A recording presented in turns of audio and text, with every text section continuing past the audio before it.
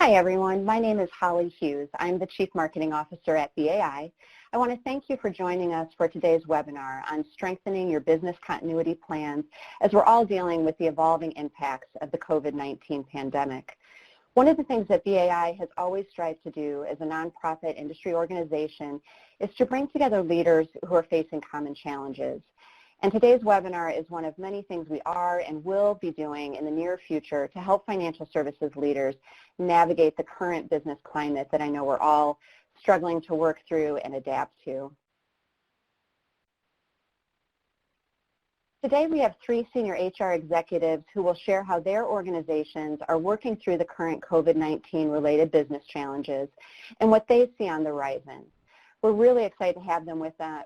We certainly know that there's a lot on their plate right now, but we really are pleased to have Sandy Kuhn, who's the CHRO for TCF, Katie Ladd, Director of Employee Relations and HR Compliance from KeyBank, and instead of Reva Simmons, we actually have Roz Houston from BBVA, who is the CHRO for that organization.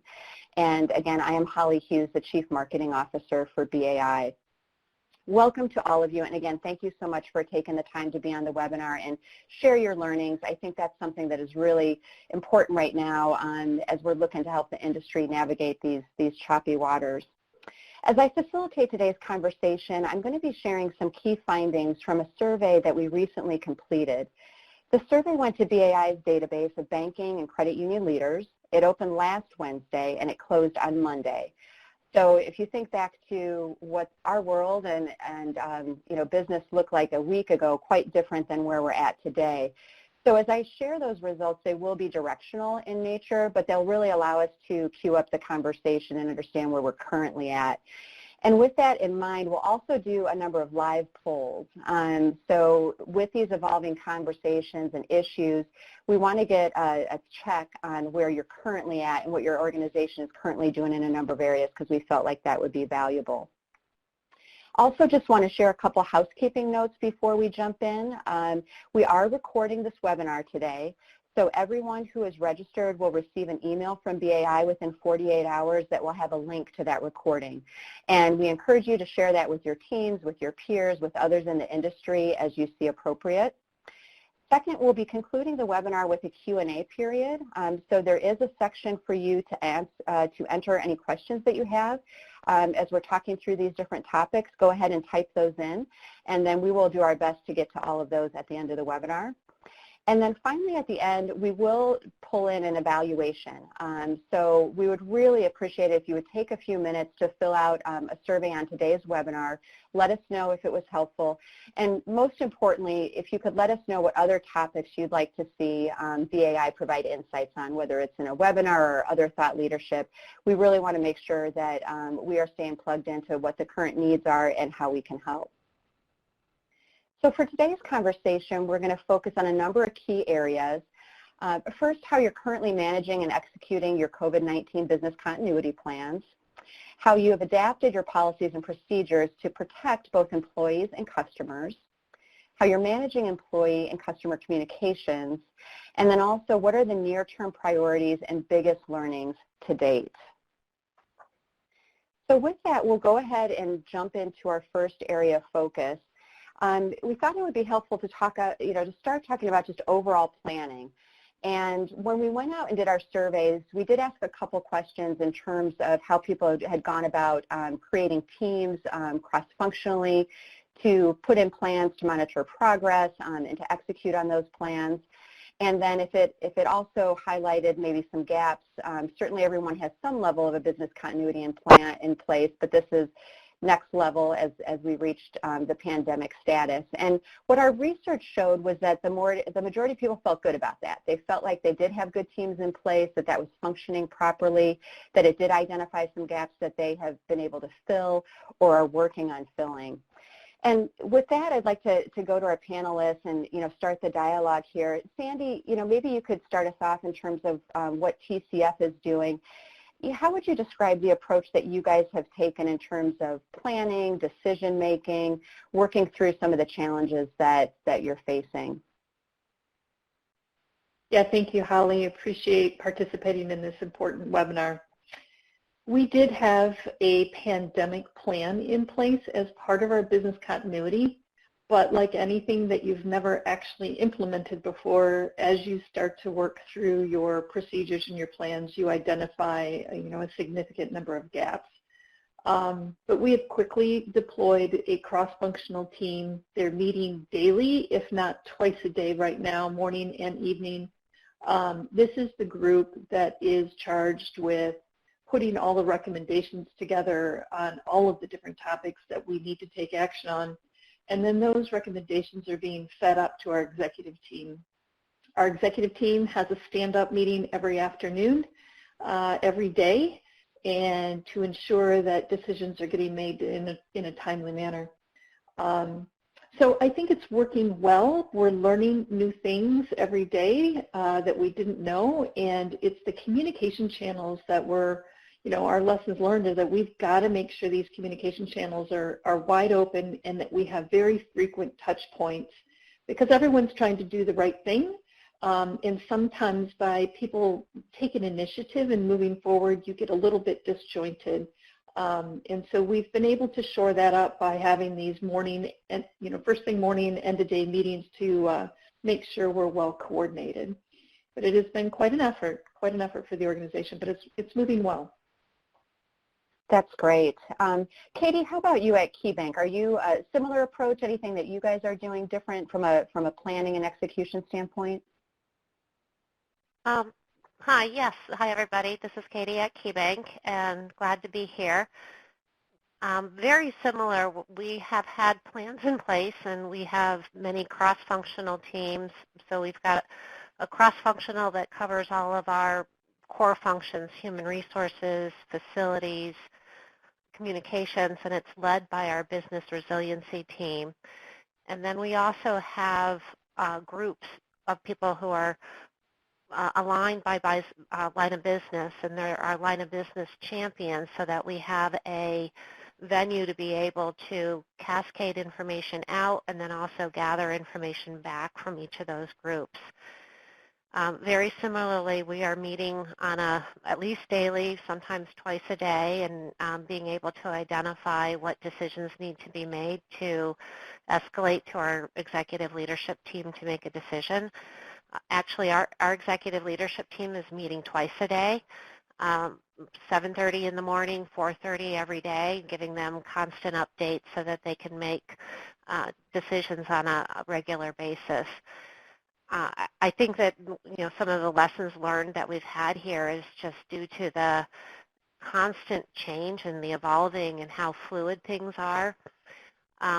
One of the things I think we've done is kind of minimize the number of people involved and try to get the core group to be as small as possible, because when the numbers were getting a little too unwieldy of people, and really making sure that we have just the core people involved and then have the operational cadence to be able to cascade information down and then back up.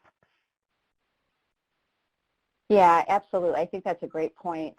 Roz, I know as the CHRO for BBVA, prior to jumping on this call, you were speaking with colleagues in different countries and handling a lot of different issues. What does the planning look like for BBVA?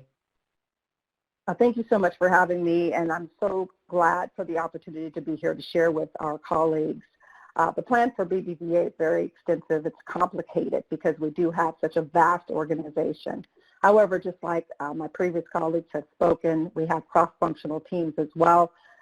We have what we call our country-level continuity team, and they govern all normal disasters. And then we have the pandemic response team. This team was quickly activated, and it again has the cross-functional team members to include all line of business leaders who have a duty to serve on the bank's continuity team. Obviously, it includes our real estate services, security, as well as our legal representatives to help us make quick decisions. The pandemic response team now governs and is in command of how the bank is responding, working through our response plan. This group continues to feed information constantly to our country-level continuity team. And by our governance structure, this team then feeds our management committee, and they are our crisis management team who would then make all of the formal decisions for the bank. All of these teams are meeting in daily stand-ups. They are meeting 2 to 3 times a week as well formally to receive reports and also to give information.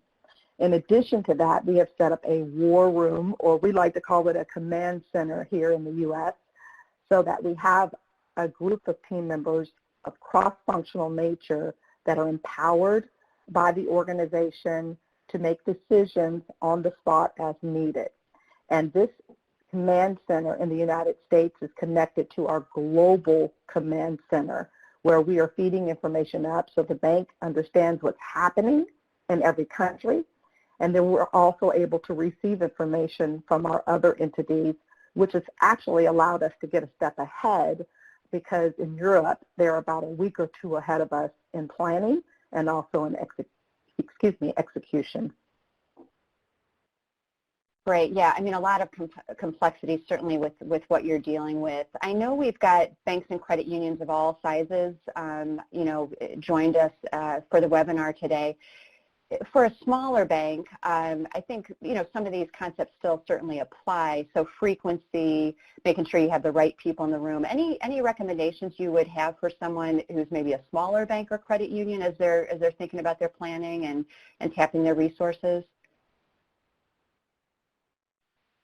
This is Raj with BBVA. Sure, please. I'm sorry.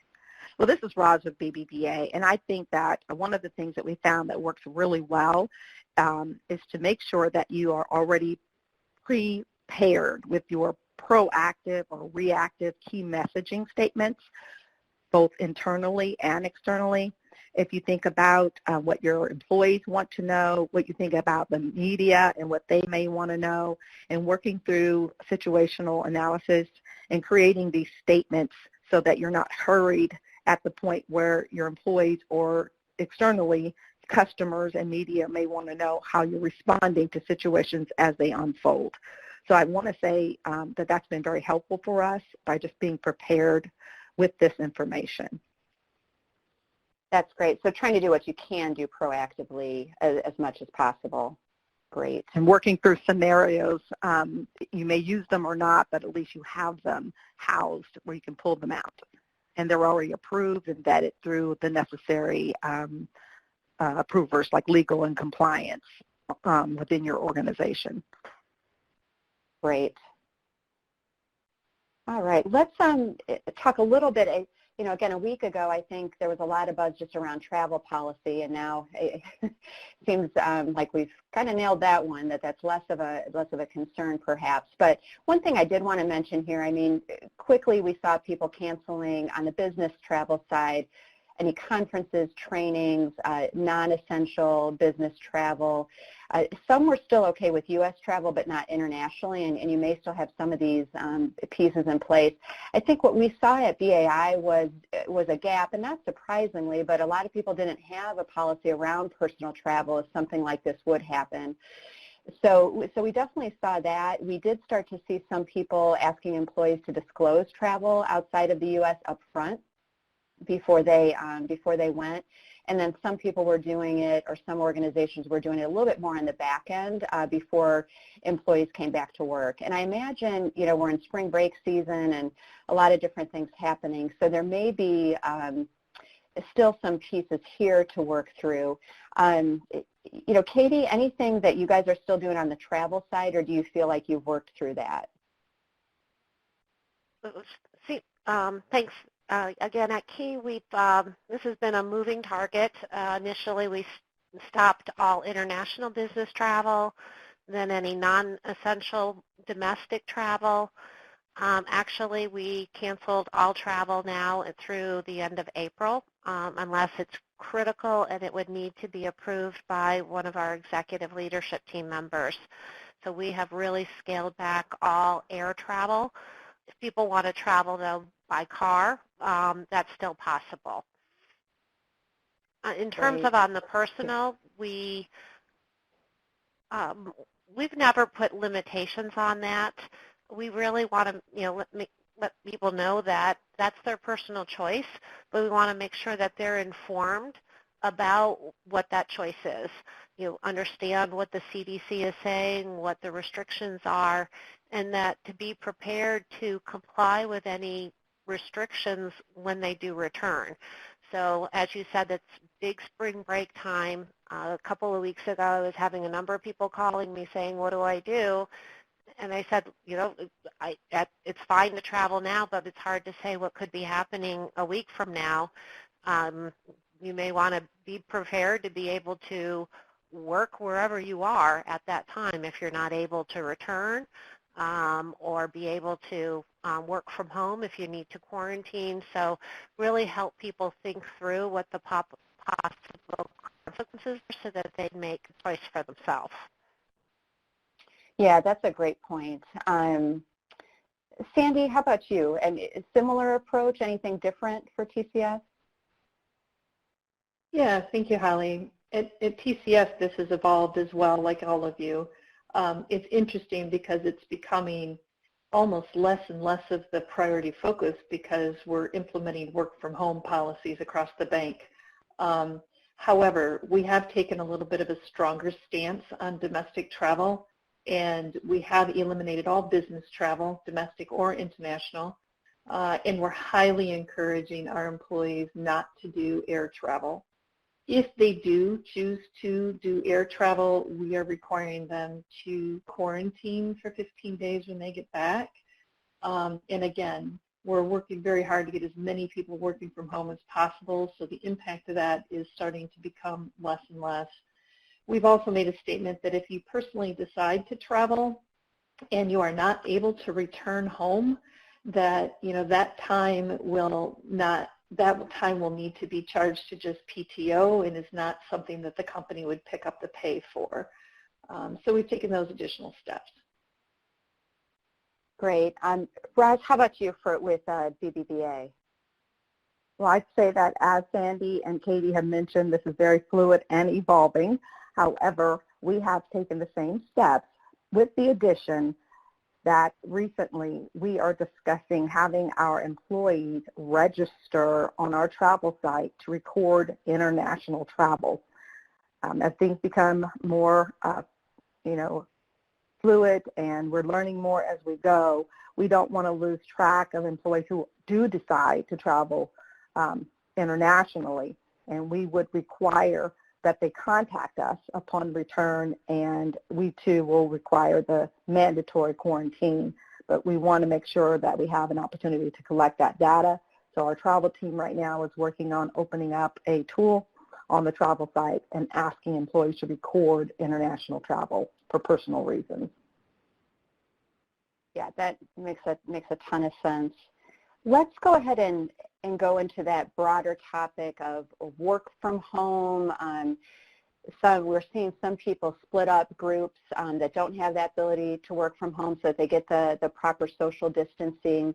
When we did the survey, some of the main things that we saw that you can see on this slide here, for some people their standard work from home policy was still in effect. We saw that most commonly. We did also hear about cross-training in different locations. One thing I wanted to add here as well is BAI has a number of executive roundtable groups that we organize by different functions within the banks and credit unions.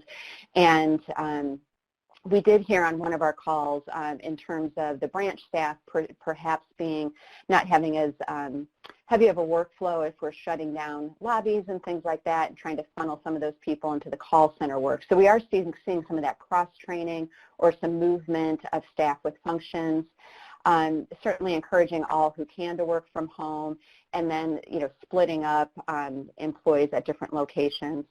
So let's dig into this one because I think this is one of the biggest ones that we're seeing right now, and then we will ask some polls to get some current stats on this as well.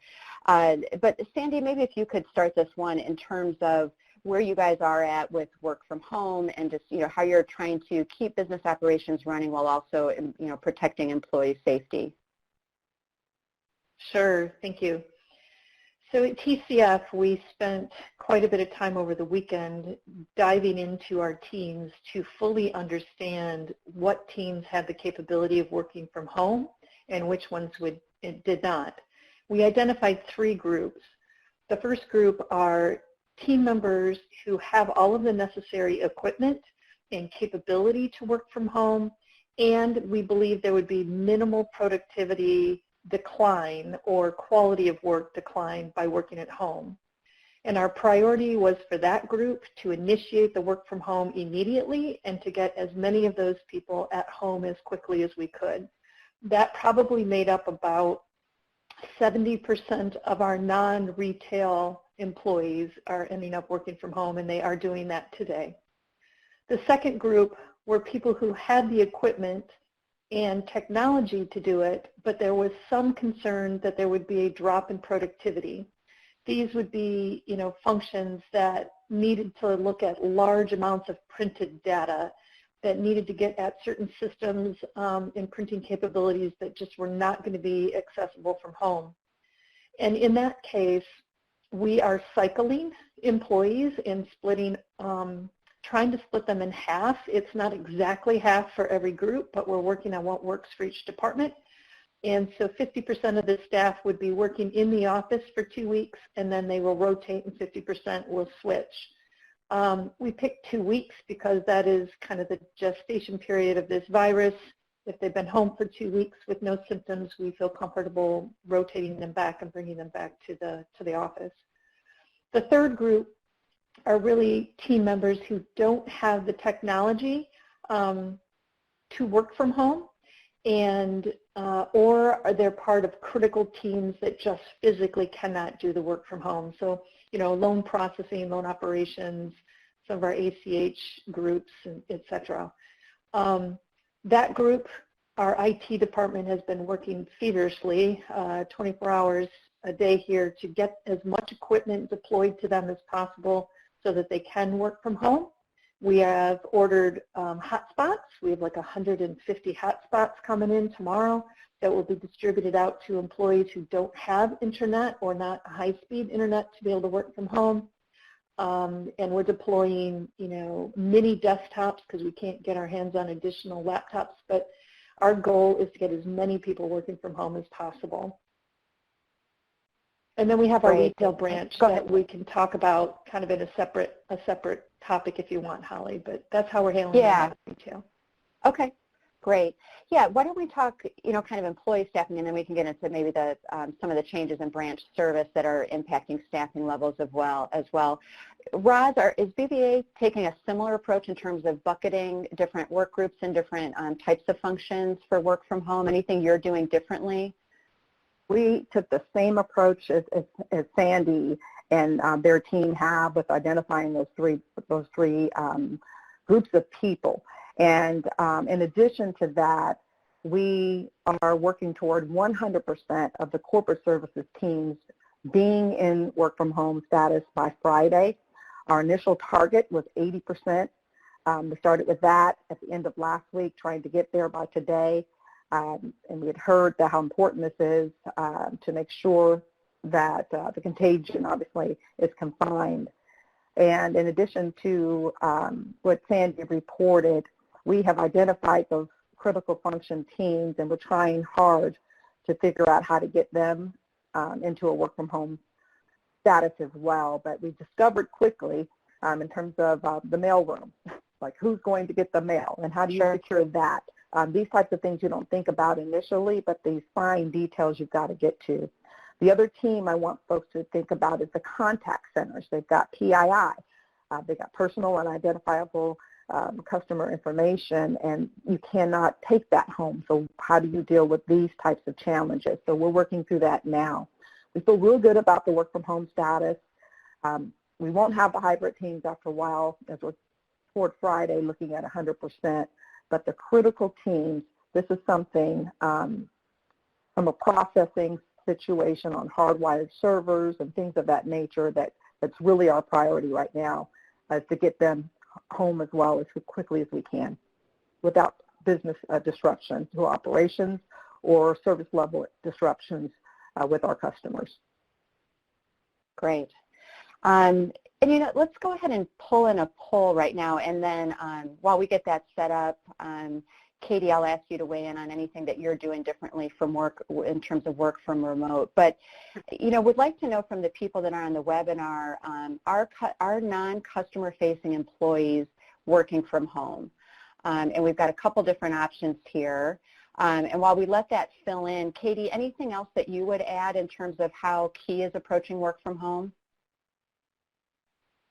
Well, truthfully, moving to work from home has been pretty easy for us at Key. As part of our business resiliency plan, for whatever disruption there may be, we've clearly defined what roles can be done remotely and what roles need to be done in the office. And so I would say probably everybody that is working remotely, they were prepared to work remotely, had the equipment to do that. I would say it's only a very, very few people who are not able to, and we're working on getting them laptops or other resources. In the offices, what we're trying to do is limit a grouping of employees. So where we have employees still coming in possibly to do lockbox or contact center, because the rest of the employees may be working home, we have more space. So we're spreading people out so that they have less contact, get more social distancing for those jobs that have to be done on site. The other thing, too, we're doing for the people who are on site that still need to come in is really trying to make sure that they feel reassured. From our perspective, the building is safe, but we want to make sure that they recognize that we take their safety as a top priority. So we're doing additional cleaning. We are bringing lunch into them so that they don't have to go out and get lunch. So really trying to limit the limit the contact and make sure people feel safe. The interesting thing, too, on our work from home, this is, as I said before, it's a part of our business continuity plan. Last Thursday, thinking that this was going to come pretty soon, we did a test, and we had all people work from home in order to test whether or not we'd be ready to, and very glad we did it on Thursday because we implemented it on Monday. So we have everybody working from home who can work from home at this time. Great. Yeah, and I think an important note, Katie, in terms of just, sometimes it's those, smaller things that aren't in your standard plans, but like bringing in meals or things like that can really make a big difference, especially for morale and just for the mental stress that this is causing for employees right now. So thanks for sharing that. Our poll was up a few minutes ago. I jotted down the notes there. It looks like, the majority of people said yes. Some are working remotely. There were just a smaller percentage had everyone remote, and still a decent percentage of people still working in the offices. So I'm sure that will continue to change pretty significantly. Let's talk a little bit now about branch, and I'll have Katie, you continue that conversation. Where are you at in terms of adjusting hours? We have seen some banks going to pure drive-through only service with access to the lobbies by appointment only, or some different, maybe somewhere along the spectrum. We'll go ahead and pop the survey in here. Thank you for that. So we'll have people answer the question, and maybe, Kate, if you could let us know where Key is at in terms of just altering branch operation hours or service. Yeah, the branches has probably been the most difficult thing. Employees are very concerned about clients coming in who are not well, and knowing how to continue to service them. Our client services are our top priority. We don't want to turn away customers, but the branch operations have had a very hard time through this. We've put up posters at the branch doors saying, your health and our health is most important. Please, if you're not feeling well, please reconsider coming in.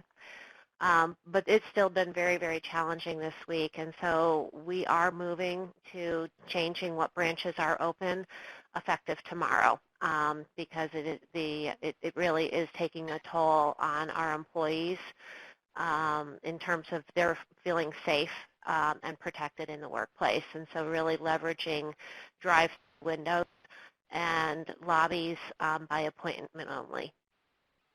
Okay, great. Roz, how about BBVA? We're doing the same thing. We were working through a 50% capacity model at the beginning of this week and the end of last week. And with the fluidity of the situation and the complexity of what we're dealing with across the nation, we are going to a drive-through model, and with appointments, as you mentioned, being taken in the branch for loan closings and safe deposit box access and things like that. But I think we're going to be in the drive-through model by Friday is what we're working toward at this time. Got it. And I think, you know, as we were looking at those results building on the screen, it did look like it was evenly split in terms of no changes yet, you know, and then also, you know, about half saying that they were already, operating that drive-through model. So I would anticipate that that could evolve pretty quickly, and that is definitely something on the radar for everyone. Sandy, where is TCF at in terms of branches, any changes to the branch model? Thank you. TCF is implementing that effective tomorrow. So any branch location that does have drive-through will be only running drive-through with very limited access to the lobby. We are also doing modeling, assuming that this is going to escalate, and just, you know, how low can we get that staffing model and which branches would stay open, kind of like a hub and spoke type of strategy. Okay. Let's, two additional questions that I'd like to poll the audience on. One is this concept of cross-training employees to cover different roles. So let's go ahead and bring in that poll and see if that is something that banks are currently looking at. You know, again, we've seen that, you know, especially when we were on the executive roundtable call with contact center leaders, that was just yesterday. They were talking about that need to help on the mortgage area for people who are looking at both ends of the spectrum. One is to refi and the other is looking for mortgage relief. So they were looking to kind of bring some of the branch employees over to help with that.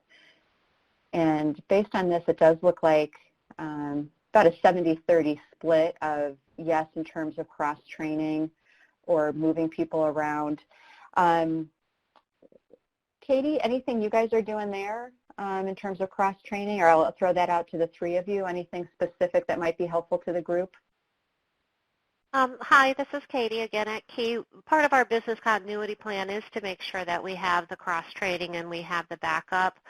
So part of, you know, what we're doing right now is going back through and seeing if we have any gaps, so that if someone does become ill, we know who their backup is, and really being able to clearly know who each person, you know, who's your number one, who's your number two, so that we can make sure that the cross-training is there, and if somebody does get ill, that they're able to step in. Great, thanks, Katie. Sandy or Roz, anything around cross-training that you all are looking at? Same thing. Sorry, go ahead, Roz. No, sorry, this is Roz. Same thing. We're doing the same thing, and our actual plan called for that as well. So we do have primary, secondaries identified as well as we go through the process. But we, in the moment, aren't cross-training. The only cross-training we're doing is to help people be effective in the command center. But in terms of roles and responsibilities, at this point, we're not. It's really activating the cross-training plans that we already identified in the response plans. Great. And Sandy, how about TCF? Yeah. Yep. And at TCF, we're recognizing that we may have some tellers that are home because of the distancing that we're putting in place. And we're looking very carefully at how can we capitalize on those resources that are home that cannot do their normal day jobs. So, you know, is there an opportunity for our tellers to pick up the phone and to call customers who are not currently enrolled in online banking? Can we provide assistance there? Is there an opportunity for those tellers to help the call centers that may be overloaded with questions? So we are looking at how to utilize these resources as best we can, given that we may have some of those resources idle. Yeah, I think that makes a ton of sense, and like I said, we are seeing that with a number of our executive roundtable groups speaking about that. The last poll I wanted to do for this section is around giving employees extra sick days. We have heard that come up. Certainly, I know we're in the Chicago area here at BAI, and schools are closed.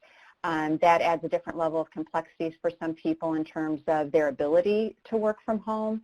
So that is something that we have seen some people do. So we've got that up on the screen in terms of, have you provided your employees with some extra sick days to help cover family needs or unique situations as this evolves. So it looks like maybe about 20-30% are in the yes, so majority no. Roz, have you guys enacted that? Any extra sick days for employees?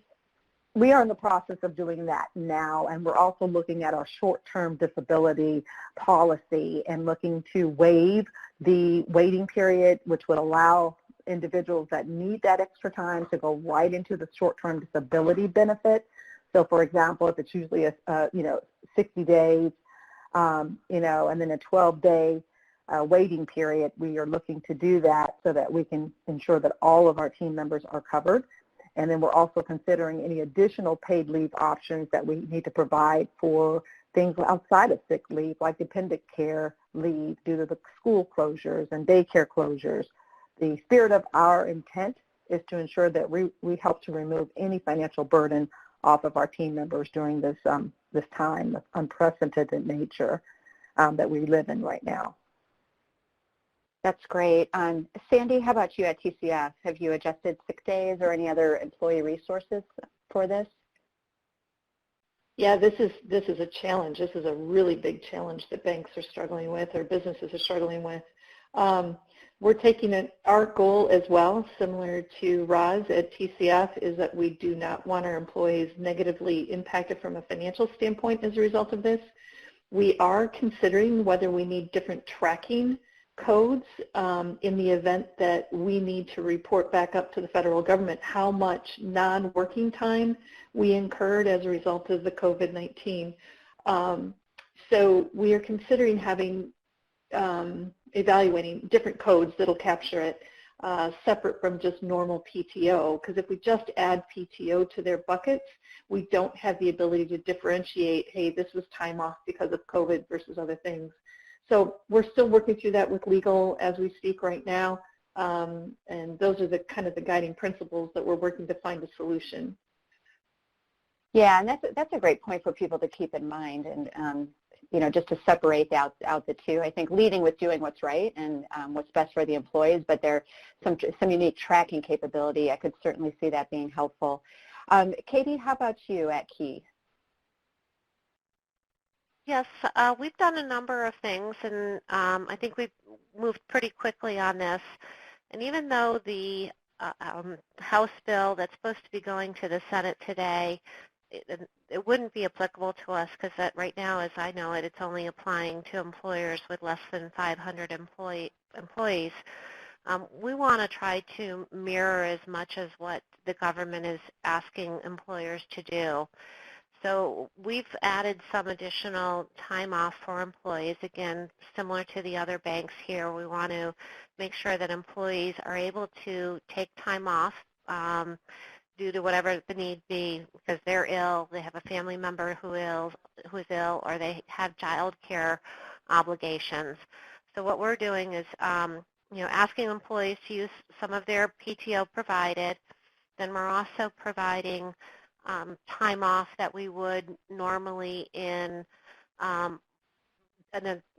normal disaster or business situation. So, if the branches were closed because of a winter storm, we would pay them what we call an authorized absence. We're making that available. And then we're adding a third bucket of time specifically for COVID-19 related absences, such that if people are still unable to work after 14 calendar days, then we're going to pay them 14 calendar days, or basically 10 days of this special emergency paid leave. It mirrors very closely to what the House bill has been has been presented as, although I know there's been some changes and want to go back and make sure we're aligned with that, even though we don't need to comply. In doing this, again, it's really to make sure that people are able to take the time off that they can, but then also it will delay an impact in terms of employees needing to apply for a leave of absence. We recognize that the leave of absence administrators are going to be very, very backed up and not going to be able to get medical documentation from doctors and so forth. So we're just going ahead and paying that if the person has COVID-related reason why they're not able to work more than 14 days. Yeah, certainly a complex subject to work through. Thank you, all of you, for sharing that. We did have a person who is participating in the webinar who typed in the Q&A box that this person's organization is enacting some administrative leave. So just reading through the note there. So that people don't have to use PTO items if it is directly connected to COVID-19. So definitely one that I think will continue to evolve as these all will. Let's change gears and get into communication. So much relies on making sure employees are well informed as well as customers. And when we did our survey, what we saw in the results were stronger levels of confidence in terms of how the employee communication was going, rather, that had been the primary focus, felt it was very strong, they were getting a good rhythm. A little bit less confident when it came to the customer communications is what we saw. Again, keep in mind these were the early days, last week when a lot of things were changing very rapidly. We talked a little bit about this, I think, at the start when we talked about planning. But, Roz, maybe we can start with you in terms of how often you are communicating to the broader employee base and what channels you're using to share information with them. Well, thank you so much. Again, this is Roz from BBVA. And in terms of the broader, I believe you said employee base. Is that correct? Correct. Yep. Okay. So we have actually stepped up our communication to the broader employee base, and they're hearing from us daily. Initially, we were communicating around the business continuity plan and the different portions of that plan, making sure that the employees knew exactly where we were. As many of your pandemic plans do require the staging of your continuity planning, so we were making sure employees knew where we were, who to call. We also set up a COVID hotline where employees can call in to report if they're feeling ill or have been exposed and to just receive information. We set up an email as well where they can reach the command center directly to the email. We also set up a COVID-specific web page. It's an internal website, a landing page where we're keeping all pertinent information, the continuity plans, just health and safety tips, travel tips, also contacts so they know who to call when, also facilities, anything that they would need as we walk through this pandemic to just point and click and grab what they need. This would include key messaging for external client purposes. It would also include the bank's key messaging that we're using as well to communicate with clients. So I think that has been very, very helpful, and just by listening to the employees in terms of how often they wanted that communication, we stepped it up from 3 days a week to every day, even if we're just sharing just a tip. There's policies, what to code, how to code if you're out of the office. Also our employee assistance program, EAP. So we put that information on there as well as people are dealing differently with this uncertainty, and we wanted to make sure that they had a resource available. So those are the ways that we have connected to our employees on a broad level so that they know that up-to-date information is out there. And our FAQ document that I talked about earlier, that's on that site as well, and it's continually being updated as we get questions that need to be vetted and then solutioned. We're putting that up there so everyone is learning at the same time as these questions are coming up. That's great, and probably fair to say you can't over-communicate at this point. So I think that's great that you guys listen to employees and reacted, and daily, especially as things change, it's probably reassuring that they are hearing from you and getting the latest information. Katie, would you say similar approach for Key? Anything different you're doing on the employee communication side? Very similar. I think the other thing that I would add that we're doing is working with each leader in their lines of business to send targeted messages to their teams to let them know, the employees, how much we appreciate what they're doing, keeping them informed. So I think that's another additional, but otherwise very similar, making sure that we have our website up to speed and doing daily communications checkpoints for employees. Great. So let's bring in our next poll for this one and get a feel for the people who are participating in the webinar in terms of how employee communications are going in their area. So if you could just take a quick moment to answer this polling question, do you feel your employee communications on the pandemic are effective? And we have yes, very effective, yes, but they could be improved, or no, we need to make significant improvements. We'll get a little feel for how people are feeling here. And it looks like most people kind of in the middle. So in all, positive on the yes side, but most people feeling like they could be improved. Sandy, anything you guys are looking at beyond what Roz and Katie have already talked about? Yeah, very similar, but I would say we've also done manager conference calls where we've scheduled, I think we've had 3 of them so far. After big announcements that we send out the day before, the next day we do manager conference calls where we'll walk back through the policies and the guidelines that we've just rolled out and give them an opportunity to ask questions in real time. Those have been so well received, and it gives us an opportunity to continue to share the commitment that we have to our employees as well as to our customers. And it gives us an opportunity to set tone and empathy and ask our managers to say, as key leaders, we need your engagement to help our employees have the same commitment to the bank. So together we will get through this.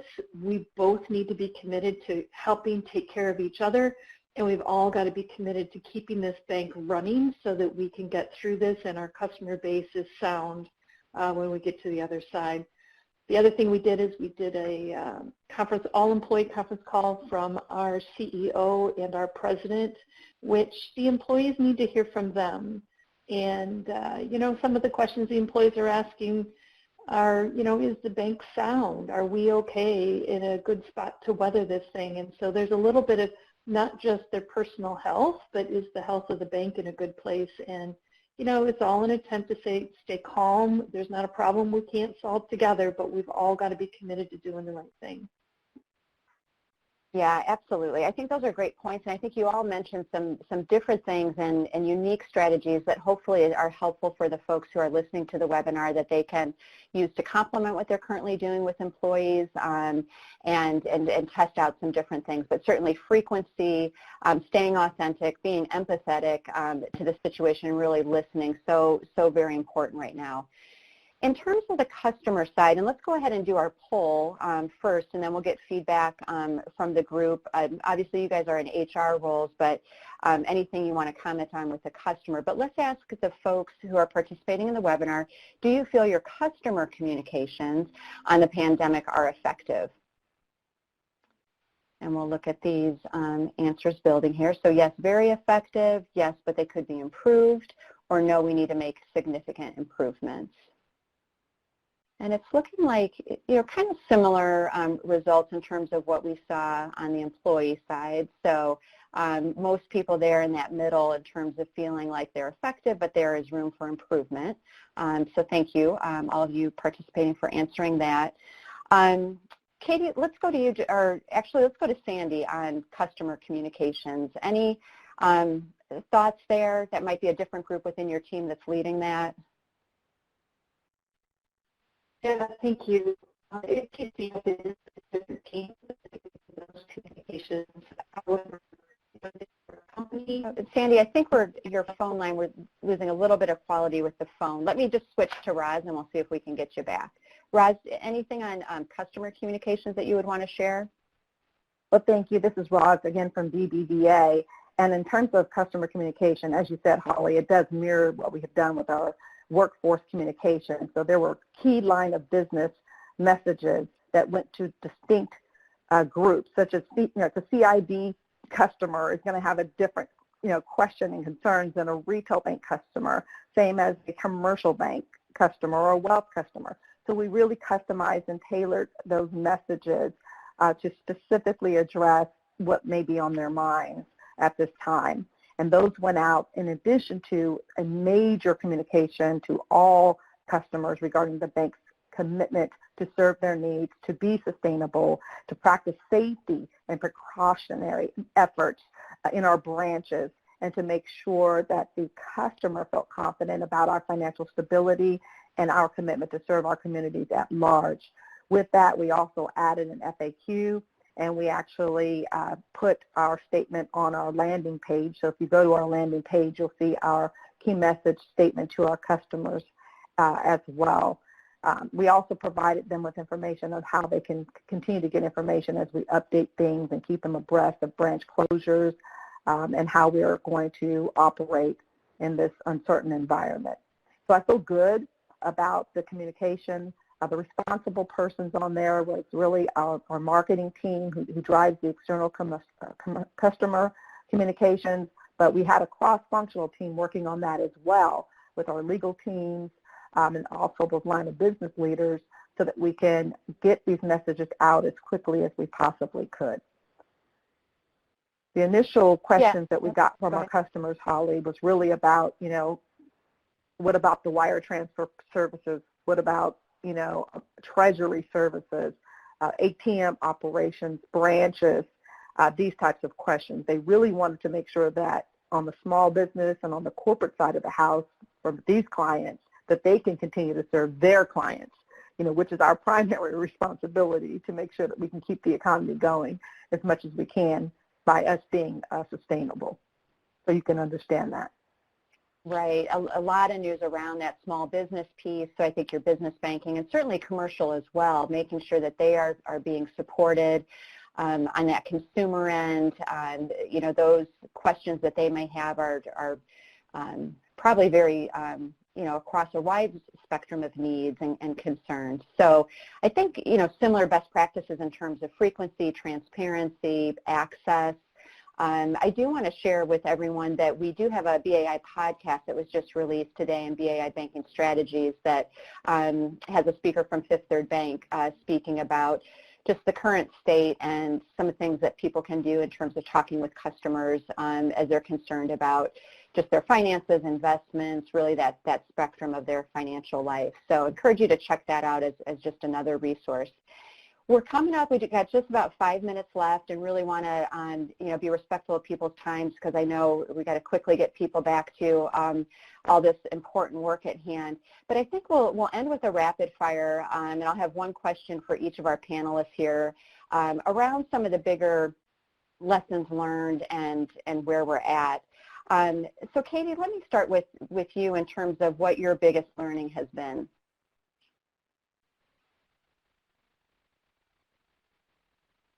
I think Katie, are you with us? Yep, I'm right here. I was thinking about my answer. Perfect. I think the biggest learning is the need to be fluid and recognizing that things are changing rapidly and that a decision you made last week may not be the same decision you make this week. And so we've got to be fluid. We've got to always be in touch with what the current state is and be able to make best decisions you can with the information you have at this time and recognize that things are going to keep changing until we get through this. Great advice. Absolutely.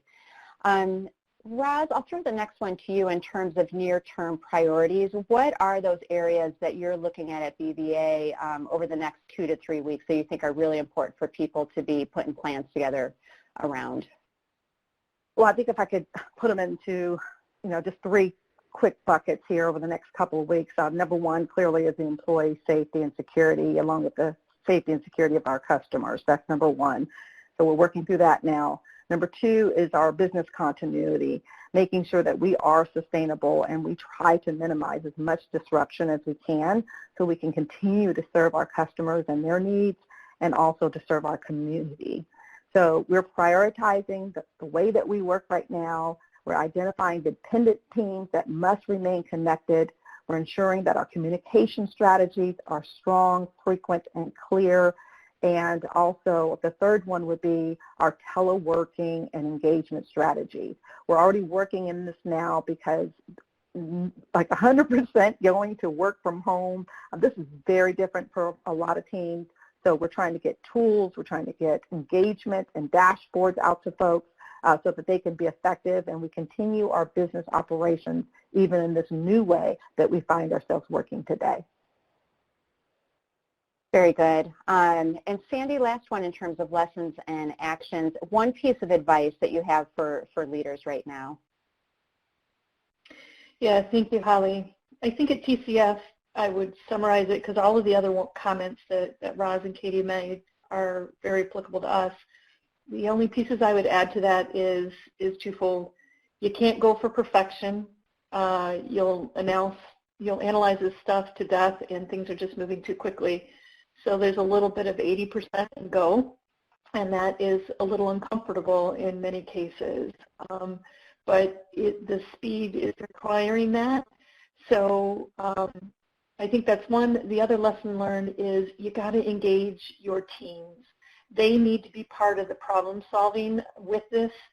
They need to recognize that they have some empowerment and some responsibility to engage in how we get through this together, and that it's not just the responsibility of the executive team or the task force. So we've been trying to really encourage be in action, and if you feel something needs to be done and it's the right thing to do, we will be there to support you for that. But we need everybody leaning in right now and not just waiting to be told what's the right thing to do necessarily. So, yeah, great advice. I was talking with someone who said, you know, innovation comes about when there's disruption, and we're facing a huge disruption. So engaging people in that innovation, I think, is a great strategy. Let's go ahead and bring in our survey. And again, I do ask those of you who are participating in the webinar, if you could just take a few minutes to fill out that survey, it'd be really, really helpful to us. And it'll help us guide future content that we have. You can see the link there. And then we did get a question around, you know, have any of you had a confirmed employee case of the virus? If not, do you have your, you know, what is your plan if one becomes identified, especially if it's a branch worker? And I probably only have time for one of you to answer that. Roz, would you mind taking that one? Yes, we have had one confirmed case in a market in Texas, and we followed our plan, obviously, to get the employee to medical services and that they're safe and sound and they are doing well. And then also we shut down that facility for cleaning. It is still shut down, and the employees that work in that location with the infected person is in the mandatory paid quarantine at this time. Very good. Well, thank you. And there are a few other questions that we weren't able to get to due to the time. What we will do is we will go ahead and look at those. We'll get some answers you know, for those, and we will share those with the group. And I do just want to let you know this, as we know it's evolving, and as BAI continues to look at ways that we can be a resource to you and help, we will keep you informed of other tools like this that are out there. I mentioned a few already that we have. You can check our website, which is bai.org, and we will continue to post things on the homepage. Sandy, Katie, and Roz, I can't thank you enough for taking the time, you know, really sharing everything that you guys are doing, you know, for the good of all of us who are trying to work through this in a productive manner. So thank you very much. You know, to all of you, stay healthy and safe, and best of luck as you lead your organizations through all these challenging times. Thank you so much. Thank you. Thank you, Holly. Thank you. Thank you, Holly. Be well, everyone.